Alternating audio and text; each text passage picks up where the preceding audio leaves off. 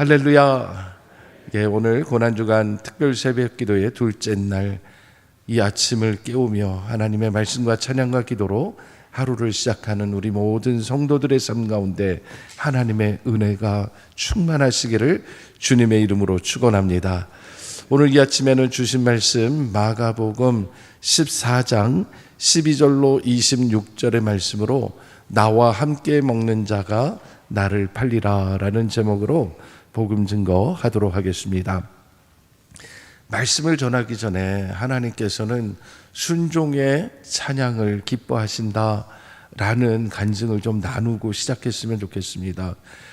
지난 3월 20일과 20일 사이에 우리 교회 항존직 피택자 장로로 피택되신 3분, 안수 집사로 피택된 6분, 그리고 권사로 피택된 9분이 저와 함께 1박 2일로 아가피아 도산 4기 영성훈련을 안동으로 다녀왔습니다. 제일 먼저 방문한 곳이 권태호 음악관이라는 곳인데, 권태호 선생님은 일제시대 때에 많은 곡을 쓰고 많은 찬양을 만들어서 사람들을 크게 위로했던 애국지사십니다. 그분이 만든 대표적인 곡 중에 하나가 우리 국민학교 때 교과서에 실렸던 나리나리 개나리, 이런 노래가 그분이 작곡 작사하신 그런 대표적인 노래이기도 합니다. 그 관장 되시는 분이 이필근 장로님이신데 우리 교회 정현수 권사님의 형부 되시기도 합니다. 그래서 저희를 기쁘게 맞이해 주시고, 그 권태호 선생님이 안동교회 초대교인으로 6살 때부터 엄마 아빠 손잡고 교회 나가서 거기에서 들었던 그 풍금소리, 처음으로 들었던 그 풍금소리에 찬양하는 것에 6살짜리 아이가 감동을 받아서 그때부터 거기 선교사님 부인을, 반주하시는 선교사님 부인을 따라다니며 내게도 좀 가르쳐 주세요 해가지고 3년 동안 이 풍금을 배워가지고 당시에 찬송가 300곡을 다 외워버렸습니다.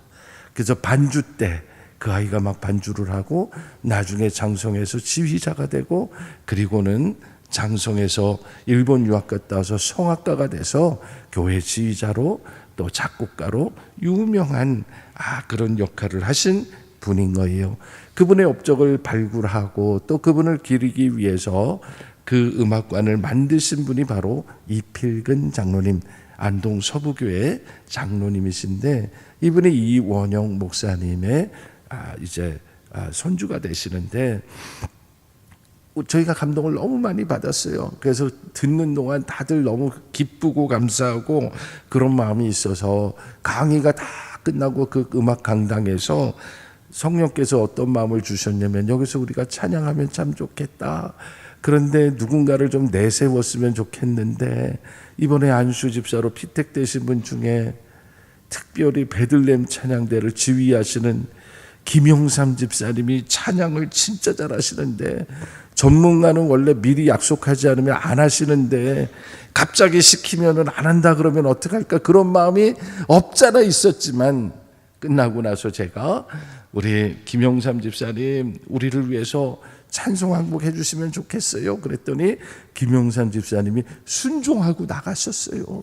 근데 그 표정을 보면 당황한 게 벌써 딱 보이는데, 그래도 김영삼 집사님이 최선을 다해서 찬송을 불러주셨어요. 그래서 다 감동을 받고, 여기서 끝나면 안 되겠다 싶어서 제가 어차피 베들레헴 찬양대인데 이창성 집사님도 좀 나와주세요 그래서, 이창성 집사님 고집 센 거 다 알잖아요. 그래서 이창성 집사님이 안 나온다 그러면 진짜 저는 끝나는 거예요. 그런데 이창성 집사님이 알겠습니다 그러더니 나오시면서 혼자 죽을 수 없다고 아무개 나와 그래가지고 다른 찬양대도 나오라 그래가지고 4명이 나와서 즉석에서 4부로 찬양을 하는데, 저는 그렇게 갑자기 나와서 서로 정말 호흡을 맞춰보지도 않았는데 하나님의 은혜를 노래하고 찬양하는데 이렇게 아름다운 찬양을 할 수 있을까? 저는 그 찬양을 들으면서요 막 눈물이 났어요. 그때 또 마침 또 방선영 집사님이 반주까지 해주셔가지고 5개 찬양대가 다 나왔어요. 그래서 함께 찬양을 하는데 저희들이 마지막에는 다 같이 불렀는데 우리 피택자들이 사부로 완벽하게 찬양을 한 거예요. 그래서 이필근 장로님이 놀래서 가지고 아니 여기 원래 찬양대가 온 거 아니냐. 그래서 우리 아니다. 우리는 찬양대원이 아니고 우리는 피택 받은 사람들 교육중에 왔습니다. 그랬는데 어떻게 이렇게 찬양을 아름답게 합니까 하고 함께 하나님께 영광을 돌렸어요. 오늘 마지막 절에 하나님을 찬미했다라는 이야기가 이렇게 하나님이 주시는 감동으로 순종으로 아름답게 찬양하는 게 찬미예요. 여러분 하나님께 찬양할 때는 억지로 하지 마세요. 기쁨으로 하세요. 감사함으로 하세요. 그 찬양 가운데 놀라운 역사가 있고 감동이 있는 줄로 믿으시기 바랍니다. 이제 오늘 말씀을 나누려고 해요. 예수님께서 이제 유월절이 다가오면서 제자들과 마지막 밤을 보내게 되었습니다. 제자들이 예수님을 찾아와서 얘기합니다. 이제 유월절 무교절이 시작되는데 우리가 어디에서 유월절 음식을 드시면 좋겠습니까? 이렇게 이야기하는 것이죠. 여러분 잘 아시는 대로 출애굽기 23장과 민수기 16장을 보면 하나님께서 특별히 이스라엘 남자들에게는 1년에 3차례 절기를 반드시 지켜야 한다고 말씀하시는데 그 중에 하나가 뭐냐면 바로 이 유월절입니다. 이 유월절을 반드시 지키라고 말씀하셨는데 유월절에는 하나님께서 이스라엘 백성을 애굽에서 건져내신 날을 기념하는 날이기 때문에 그날 어린 양을 준비했다 미리 잡아서 그 피로 문설주와 임방에 발라서 죽음의 사자가 건너가서 이스라엘의 모든 장자가 죽던 날 하나님께서는 이스라엘 장자들은 손끝 하나도 다치지 않게 하시고 이스라엘 백성을 애굽으로 이끌어내셨던 그 날을 기억하라. 하나님이 우리를 건져내셨다. 하나님이 우리를 애굽의 그 압제에서 벗어나게 하셨다라는 그 날을 기억하라고 말씀하신 날이 유월절입니다. 그래서 이 유월절에는 그 양의 피를 바를 뿐 아니라 그 양을 준비했다가 이 양을 잡아서 구워 쓴나물과 누룩을 넣지 않은 떡, 이것을 다른 말로 무교병이라고 해요. 그러니까 누룩을 넣어서 발효하지 않은 빵을 무교병이라 그래요. 그냥 밀가루라고 생각하시면 되는 거예요. 그런 떡과 함께 먹으라고 규정을 주셨고, 그리고 특별히 민수기 16장에 보면 이스라엘 백성들은 이날 여호와께서 택하신 곳에 나아가라고 했습니다. 지금 예수님 당시에 여호와께서 택하신 곳은 예루살렘이고, 그래서 이스라엘의 모든 남자들은 지방에 살다가도 유월절이 되면 전부 다 예루살렘으로 몰려들게 되는 그런 날이 되는 거예요. 마침 예수님께서도 제자들과 함께 그 따르는 무리들과 함께 예루살렘에 와서 아마 이 예루살렘에는 굉장히 많은 외부인들이 모여서 굉장히 복잡했을 거예요. 그래서 그 중에 어디에 방을 구하면 좋겠습니까? 그렇게 예수님께 물어본 것이죠. 여러분 이렇게 제자들에게 물었을 때 예수님께서는 너희들이 알아서 해라 그렇게 얘기하지 않으셨어요. 예수님께서는 너희가 성내에 들어가게 되면 특별히 2 사람을 내가 보낼 텐데 가보면은 물동이를 이고 가는 남자를 보게 될 것이다. 오늘 우리 성경에는 사람을 보게 되어 있다고 했는데 정확하게는 남성 명사를 써서 남자를 보게 될 거라는 거예요. 성 안에 들어가면 지금 유월절 준비하냐고 다 바쁘고 대부분 여자들이 실로암 못에 가서 이 우물을 기로 오고 하는 일을 할 텐데 일손이 바쁘다 보면 분명히 남자들도 할 것인데 남자가 이고 가는 거 보면 그 집인 줄 알고 따라가서 우리 선생님께서 제자들과 함께 유월절을 묵을 방을 준비해달라고 얘기하면 알아서 해줄 것이다 라고 말씀을 하신 것이죠. 여러분 이 이야기가 무엇입니까? 예수님께서 유월절 지나면서 예수님이 십자가에 달려 돌아가시는 것이 억지로 그 길을 딸려가는 것이 아니라 이미 하나님이 계획하신 그 길을 예수님이 주도적으로 이끌어 가고 계시다는 것을 분명하게 보여주는 거예요. 그래서 제자들 둘이 예수님의 말씀에 순종해서 예루살렘 성내에 들어갔더니 과연 그러하다 그랬습니다. 예수님 말씀하신 대로 물동이를 가지고 가는 남자를 발견했고 그를 따라가서 준비하여 유월절 식사를 드디어 하게 된 것이죠. 제자들은 이것이 마지막 식사가 될 줄 몰랐습니다. 그러나 예수님은 이 식사가 제자들과 마지막 식사고 이 식사의 의미는 유월절 어린 양이 이 백성들을 구원하기 위하여 죽임당했던 것처럼 예수님이 많은 인류의 죄를 대속하기 위하여 십자가에 죽으시기 직전에 제자들과 함께 그렇게 죽을 것을 예고하는 그런 자리이기 때문에 어쩌면 예수님의 마음은 많이 복잡하시고 힘드시고 여러 가지 생각으로 가득했을지 모릅니다. 그러나 제자들은요, 그냥 명절날 남들이 즐거워하니까 함께 즐거워하며 함께 떡을 떼는 그런 일들이 벌어졌다라는 것이죠. 그런데 식사하면서 예수님께서 의미심장한 말씀을 하시는 거예요. 다 같이 둘러앉아서, 유대인들은 다 바닥에 앉아서 먹습니다.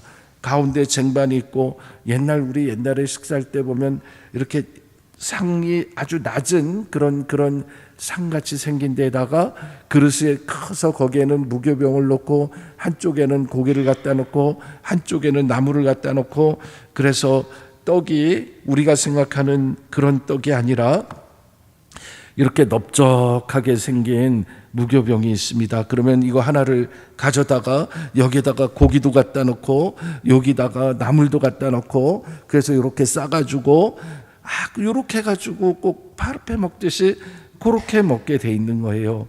그래서 다들 손을 열심히 이렇게 하면서 식사를 준비할 텐데, 예수님께서 그 가운데 가룟 유다가 예수님을 배신할 걸 이미 알고 있었어요.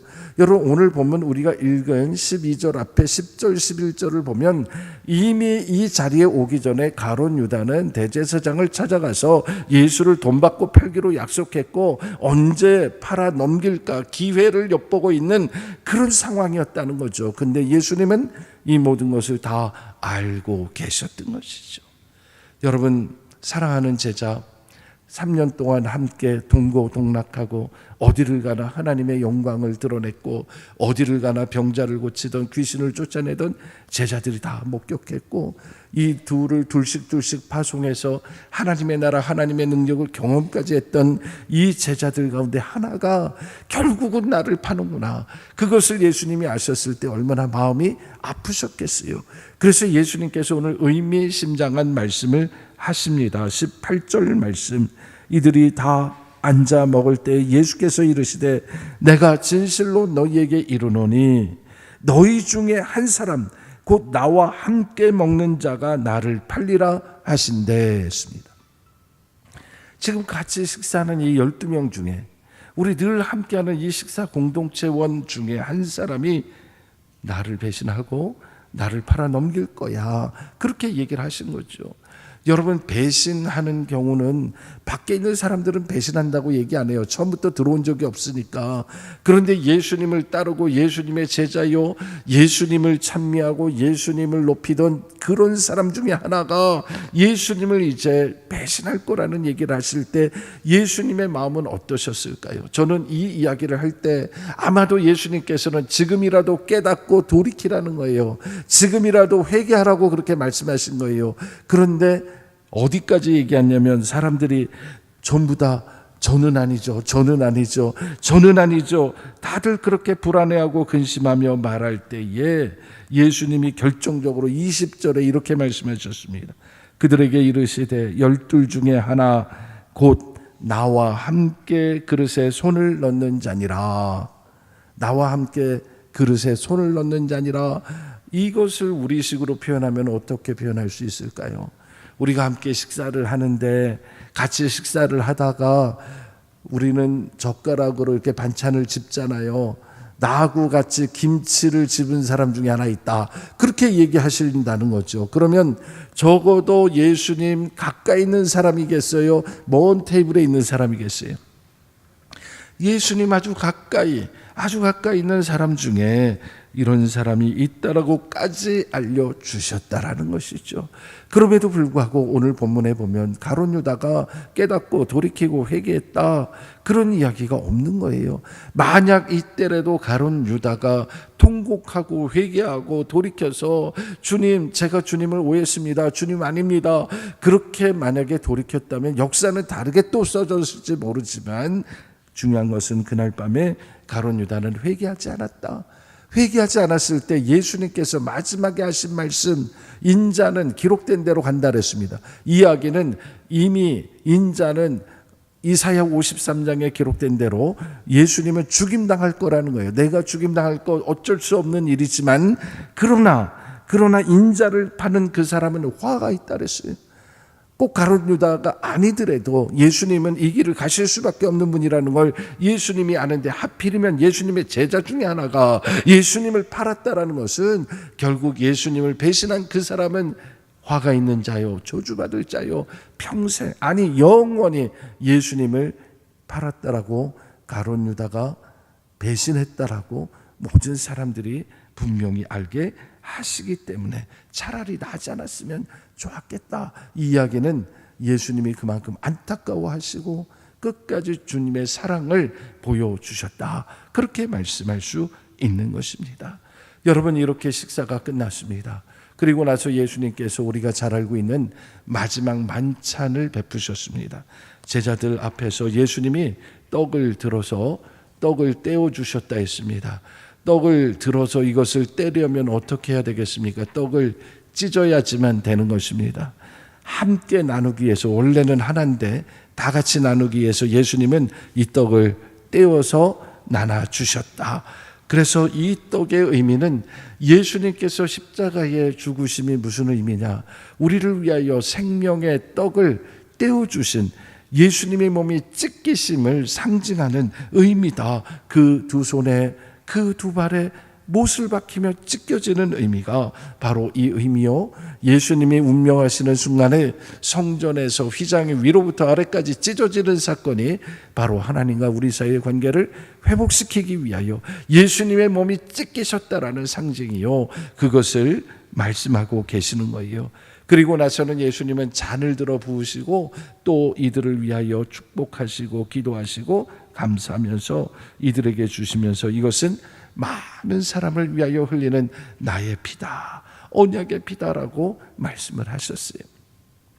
그러니까 이스라엘 백성들이 이 유월절을 통해서 떡을 떼고 포도주를 먹고 하는 이 의미가 단지 하나님께서 수천 년 전에 출애굽 사건을 통해서 이런 구원의 역사를 이루신 걸로 끝나는 게 아니라, 이제 예수님께서는 새로운 유월절, 예수님이 친히 어린 양이 되시고 예수님의 몸이 찢기시고 예수님의 피를, 예수님이 물과 피를 다 흘려주셔서 우리를 구원하게 되는 그 역사가 이제 시작될 것이다 라고 말씀하시면서 이렇게 마지막 만찬을 마치고 그리고 찬미하고 감람산에 이제 올라가게 되는 것이죠. 여러분, 감람산에 올라간 이후로 어떤 일이 벌어지는지 우리가 또 이 한 주간 다시 묵상하고 또 묵상하겠습니다. 많은, 가장 중요한 것은 최후의 만찬을 하는 동안에 그 12명의 제자 가운데 분명히 예수님을 배신할 자가 있었고, 예수님이 나와 함께 그릇에 손을 넣을 자라고 얘기하셨고, 가룟 유다는 그때 아마 가슴이 뜨끔뜨끔했을 것이고, 분명히 회개하고 돌이킬 기회가 있었음에도 불구하고 끝까지 포기하지 않고 완악하게 그 악한 길을 갈 때에 예수님의 마음은 얼마나 아프셨을까. 우리가 오늘 그 마음을 붙들고, 우리가 정말 오늘 찬양해 주신 것처럼 끝까지 주님 붙들고 십자가 붙들고 우리의 믿음과 신앙을 지켜내는 믿음의 성도가 되기를 주의 이름으로 축원합니다.